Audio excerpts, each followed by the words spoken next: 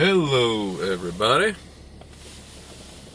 So, it is very appropriate that I'm talking to you guys like this on Rosh Chodesh Adar. And today is the first day of Rosh Chodesh Adar.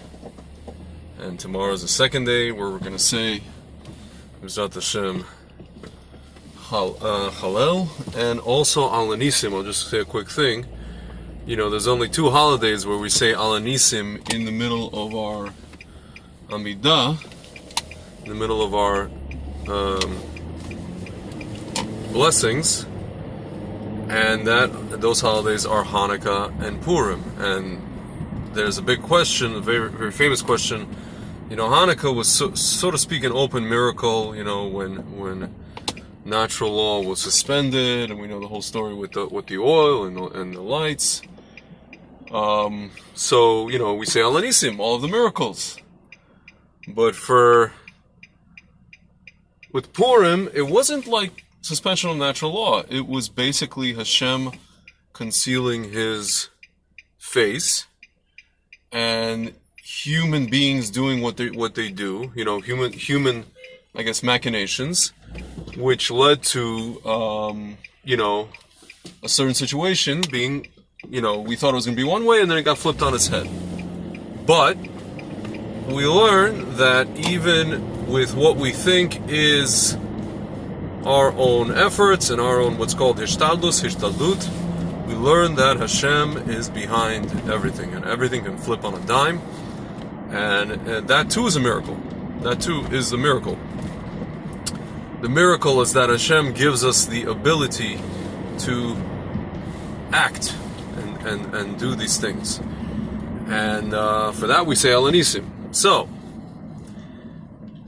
it's only fitting that we're going to talk about, or there's a topic that came back, I guess, into the public consciousness or public sphere. The topic is, once again, the Holocaust. And I'm just going to tell you guys, you know, there was a study conducted in 2013 by the Pew Research, I guess, Center, and they asked American Jews living in the United States, how they, you know, what their values are, how they identify as Jews, what are their different values as it pertains to Judaism, how do they see themselves in the context of Jewish life, stuff like that. And it's interesting, the number one answer that Jews in the United States gave when asked, what is the one thing that, you know, or that helps you, so to speak, identify as a Jew? You know what the number one answer that was given? Some of you guys may know. For those of you guys who don't know, I'm going to tell you, the number one most frequent answer was remembering the Holocaust. That it was above, you know, keeping Torah, keeping mitzvot. I don't know. It was above everything. It was above anything you would think that a Jew would identify with, you know? Torah, mitzvot, I don't know, Israel, supporting Israel. Remembering the Holocaust was the number, you know, it's like Family Feud. Survey says, number one answer, remembering the Holocaust. So my friends, I came to the conclusion that, you know, it's great, I think it's great to remember the Holocaust. But I think it's actually really, really, really bad to make that the actual main source of your identity. To make that the main source that reminds you that you're a Jew. I think it's actually very, very bad. You know, Ukrainians were killed, Jews were killed in Ukraine by Bogdan Khmelnytsky. It wasn't 6 million, but it was a good 300,000. I don't know that Jews in Ukraine walked around for years on end, you know, identifying themselves with the Khmelnytsky massacre. you know, those same people continue to keep Torah, mitzvot. They did what they did. They lived their life how they lived it. You know, I'm not saying you should forget about it, but what I am saying is that you should not identify yourself or make your Jewish identity basically all about the Holocaust. And my friends, how do we know that this is what American Jews are still doing to this day? Well, this week, I don't know if you guys have heard, an actress by the name of Gina Carano. She is, those of you guys don't know, there's a I guess like a spin-off of a Star Wars. I don't know if it's a show or a movie. I'm gonna, you know, piss off some of you Star Wars people. I don't follow these things. It's called The Mandalorian. So she is you know, one of the stars in this, I guess, series or whatever. And she came out, and she's a Trump supporter, and she came out and said, you know, and she gave a whole, you know, kind of quote. It wasn't like one line, one sentence. It was a whole thing. She said, listen, you know, history, I'm just paraphrasing here. History is edited, meaning there's context, right? You know, she said something to the effect of, before we had a Holocaust, before the Nazis did what they did, people, regular citizens, had to be taken to a point where they would be okay with this. Meaning, people who were not Jews had to be taken to a point where they were totally okay with the moment when Jews would be rounded up. So, before the Jews were even rounded up, before there was quote-unquote the final solution, there were other solutions. There were prequels to the final solution. There were boycotts of Jewish businesses. There was shaming of Jews just for the fact they were Jewish. You know, it was basically taboo to be openly Jewish, to show that you are openly Jewish. They made it so. So Gina Carano, she basically expressed that, and then she went on to say that now, if you're a Trump supporter, it's basically like being a Jew before the Holocaust. And what do you think happened? What do you think happened? I'll give you, you don't even have to it's not going to take you long to figure this out. All these Jews, all these lefty Jews in the media, and what I call the blue checkmark intelligentsia, and all these people, they came out, and Hollywood, these are her bosses, these are her overlords, right? How dare she, this is anti-Semitic, vile nonsense, this is that. How dare she make an equivalence to this and that and the other? And it's amazing to me. It's really amazing to me because, first of all, I think it was a month ago, we heard a person by the name of Arnold Schwarzenegger comparing what happened on January 6th to Kristallnacht.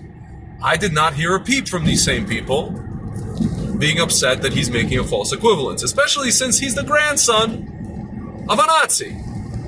Austria. That's where Hitler's from. Austria, not Germany. Austria.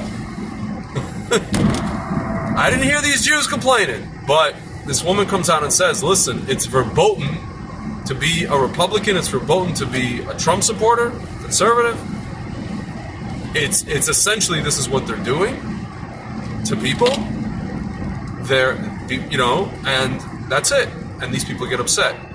What these idiots forget is that just after the January 6th attack, they were all, these same, what I call blue checkmark intelligentsia, well, as they like to call themselves or think of themselves as intelligentsia, came out and they said, what are we going to do about these guys now?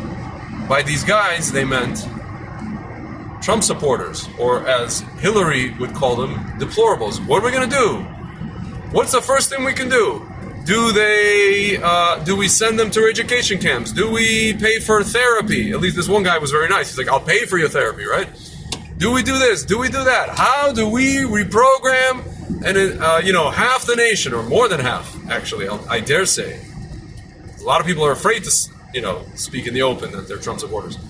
How do we do that?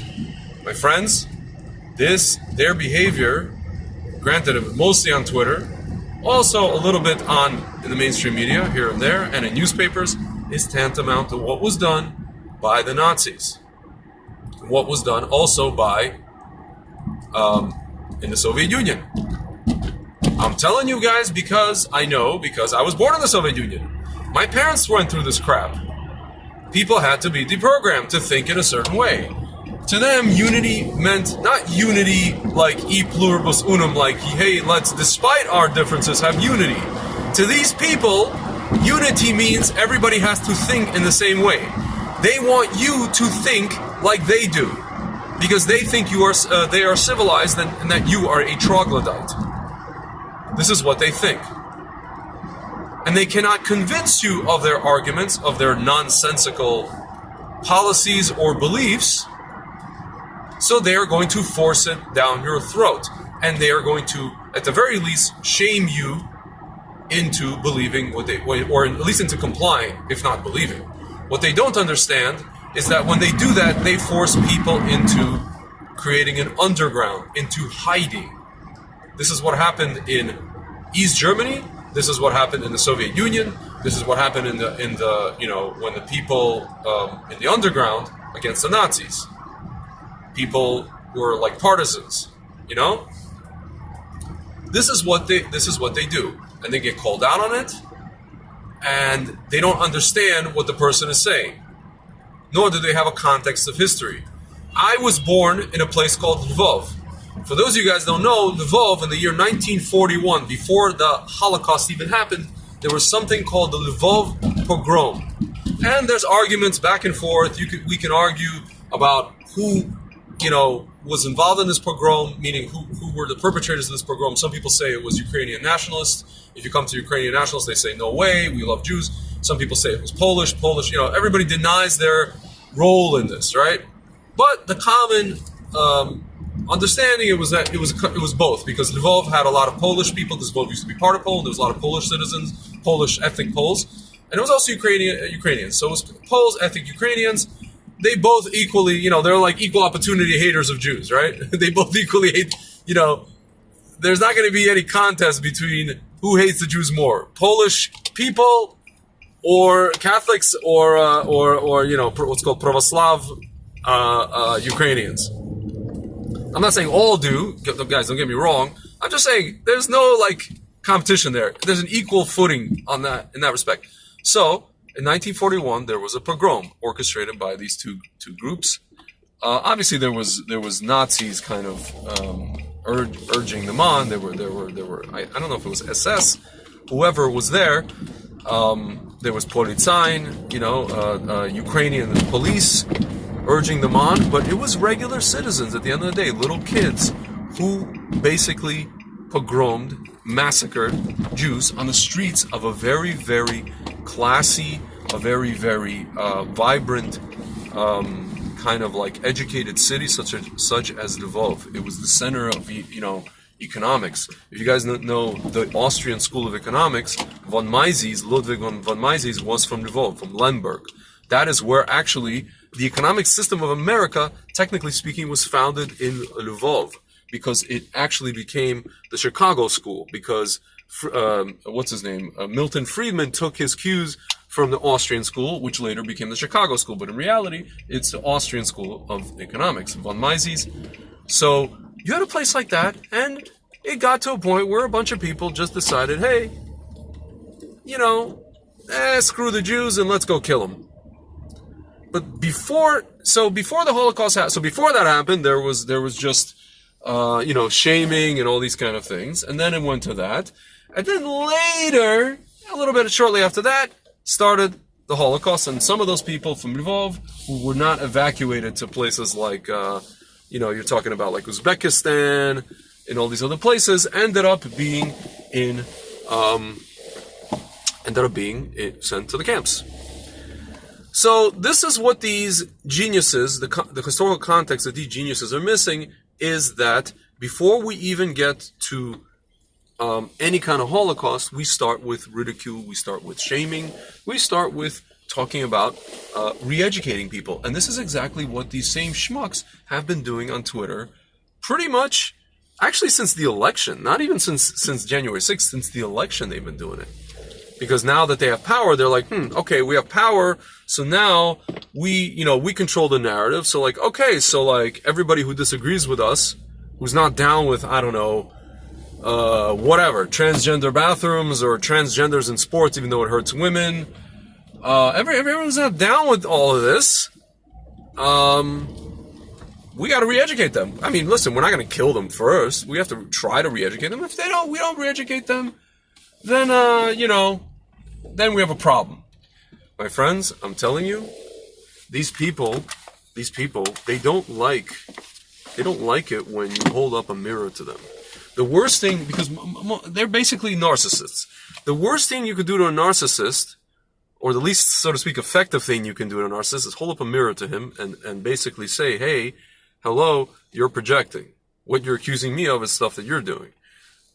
Because to them, they cannot even fathom it. They're like, because they're high and mighty, they're holy, they're holier than thou, they're virtuous, they virtue signal, and if you so much as come out and you say, well, hey, this is what you're doing, they're like, and they'll find bevies of reasons to basically throw crap back into your face, and this is exactly what they did to this woman. By the way, friends, this is exactly what the Democrats in the Congress have been doing with respect to this whole thing that happened on January 6th. And now, today, you guys have probably seen David Schoen, one of Trump's lawyers, a frum guy, came out and he basically showed an entire montage after montage of everything they're accusing Trump of doing and everything that they were like, oh, this has never been done before. Hey, not only did they do it, they did it for 4 straight years. And of course, like the true narcissists that they are, they will explain it away. Well, it's in our case, it's different because it's valid. It's always valid. In the case of the narcissist, it's always valid. When he accuses you, you are always culpable. But when you show him that he's actually the one doing it, not you, what he's accusing you of. No, but you see, in my case, it was because of this, it's because of this, it's because of that, and they do all this kind of mental acrobatics, all this kind of excusing and explaining away, well, my friends, in reality, and it's actually perfect for the month of Adar, because everything gets flipped on its head. Whatever Haman, the descendant of Amalek, prepared for Mordechai, the noose, and I'm saying this, right now I'm saying this not physically or to threaten anybody. I'm saying as a allegorically analogy, the noose that Haman prepared for Mordechai, he and his sons ended up hanging from that noose. It was one of those things where we saw all the way up until the end where it looked like everything was doomed, everything was gone. Obviously there was davening, there was prayers, there was fasting. There was a lot of maneuvers. There was a lot of, in Israel we call it kombinot, combinations, things behind the scenes. But in the end, everything flipped on its head. And the people that prepared the nooses for Mordechai and for the Jewish people, really, were the ones who ended up hanging from those nooses. So my friends, it's interesting. It's only fitting that we're talking about, the Holocaust and the Nazis. The Nazis were understood to be the modern Amalek. And we're talking about all this stuff that, all these accusations. And, they've been doing it for 4 years. They've been comparing, like my friend here says, Yuda Samotin, how many times they compare Trump to Hitler? Yeah, like since day one, they've been comparing Trump to Hitler. A person who moved the embassy to Jerusalem, who declared the Golan Heights as unequivocally part of Israel, who basically, in no uncertain terms, gave carte blanche for Israel to declare sovereignty over the Judea and Samaria, to where Bibi was so stunned that he didn't know what to do. And he still doesn't know what to do. He still hasn't done it. That's a whole other conversation. There's people in the government that are like, hello, like, just do it. Nike, just do it. He didn't do it. I guess Hitler gave Israel to itself on a silver platter, supposedly orange Hitler, right? My friends, we've been looking for things to make, for logic where there is none to be found, let's put it that way. But anyway, guys, it's Rosh Chodesh Adar. may we participate in the miracle. May we do the hishtadlus that we need to do, the efforts that we need to do to participate with Hashem hand in hand in the miracle. And may all of our enemies, may all of our Amalek, internal, whether it's internal, which could be like sofek and doubts, may we gain clarity in this month and going forward. And may all the people who want to destroy us, may everything flip on its head. And only the truth and the light should prevail. Shabbat Shalom, Chodesh Tov.